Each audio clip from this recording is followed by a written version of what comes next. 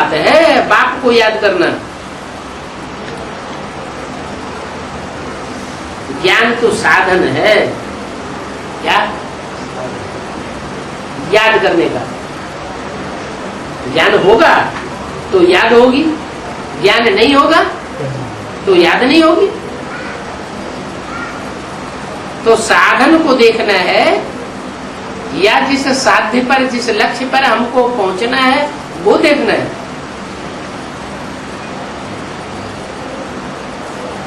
साधन साधन है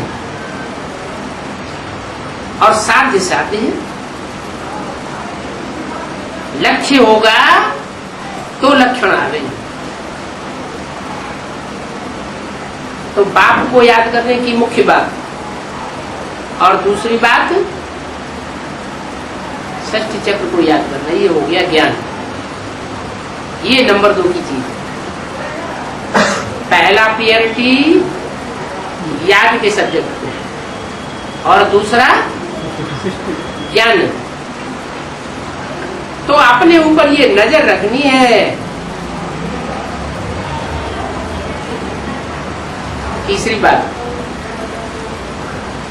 कि मेरे अंदर कोई अवगुण तो नहीं है। बच्चों को ये चाहना है कि बाप से हम पूरा वर्षा ले लें। कोई बच्चे हैं इतनी बातें नहीं समझते हैं, जितना विस्तार बताया जाता है ज्ञान का, तो बाप कहते हैं कोई हर्ज नहीं। बूढ़ी बूढ़ी माताएं वो तो अफसोस करती रहती हैं कि हमारे अंदर तो ज्ञान ठहरता ही नहीं। बाबा कहते कोई हर्ज नहीं। अच्छा तो लगता है जब ज्ञान सुनते हैं तो अंदर से चाहना तो है, अच्छा तो लगता है।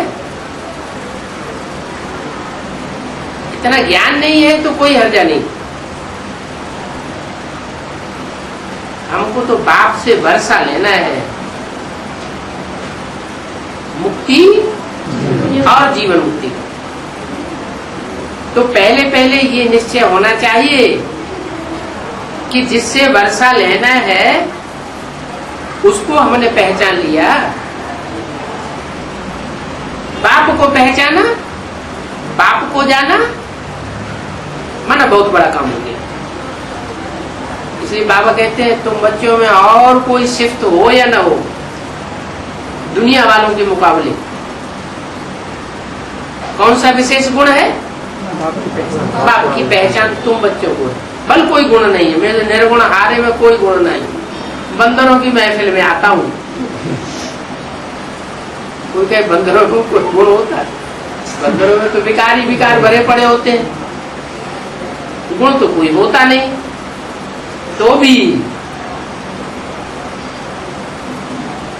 राम की सेना गाई हुई क्यों है?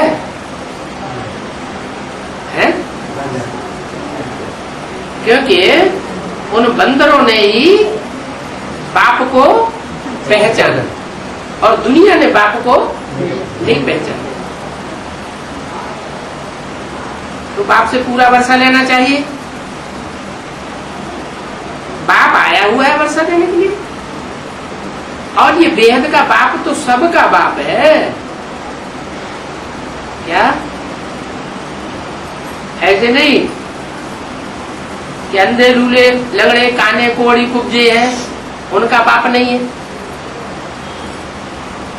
दुष्ट है उनका बाप नहीं है,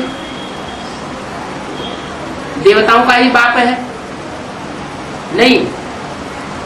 इस बाप की सिद्ध क्या है? ये सबका बाप है। राक्षसों का भी बाप है और देवात्माओं का भी बाप है।